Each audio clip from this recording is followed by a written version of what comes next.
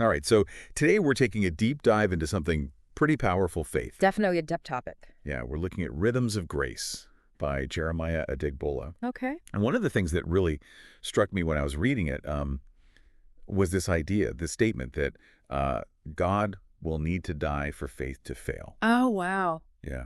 That's pretty powerful. Right. So we're going to unpack that. Okay. But before we jump into all of that, let's just sort of lay the groundwork here. Sure.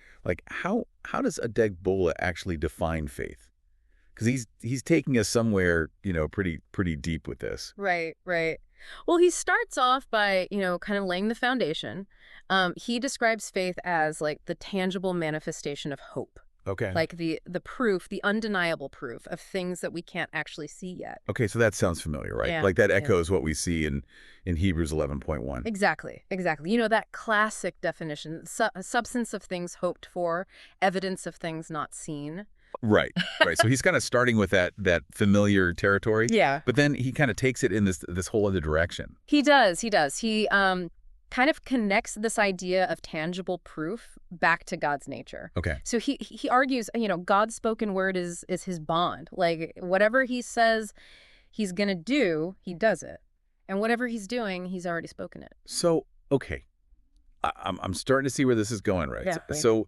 So then if God can't break his word, right? Right. And if faith is rooted in that word, Yes. are we then saying that faith can't fail? Yeah, that's precisely Adegbola's argument. It's Yes. like he's suggesting faith is like almost like a piece of God himself that he's like given to us. Wow. Yeah, and that's where we get that really like powerful statement, But God will need to die. God will need to die for faith to fail. Yeah. Yeah.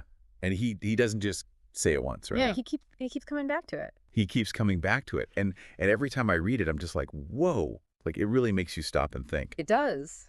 But it also kind of raises some questions, right? Sure. Because, like, if we traditionally think of God as this eternal, unchanging being, Right.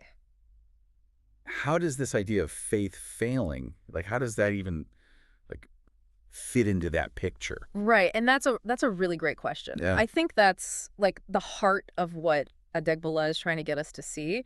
I don't think he's literally saying that God can like die.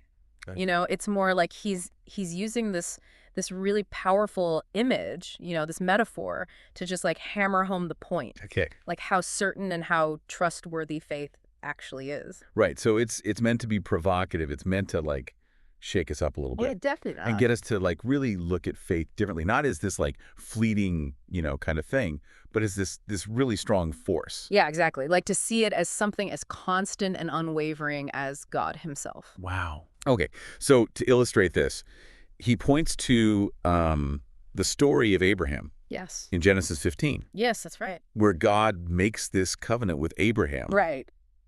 and promises him, like, all these descendants in this land, right? Yeah, all these descendants, a land of his own, yeah. And Abraham believes it, He does. even though it seems impossible. Exactly. Exactly. And that's the kind of faith, that's the kind of radical faith that Adegbola is talking about. Okay. Right. A faith that is so strong and so rooted in God's word that nothing can shake it. Wow. So, I mean, how do we apply this? Well, I think Adegbola would say, like, first of all, we need to stop thinking about faith as just a feeling. Go. It's not just about like hoping for the best. It's a force. Yeah. And it's about really like trusting in God's promises even when we can't see the outcome. Okay. And remembering that because it comes from God, like it's rooted in his unchanging nature, it can't fail. Wow.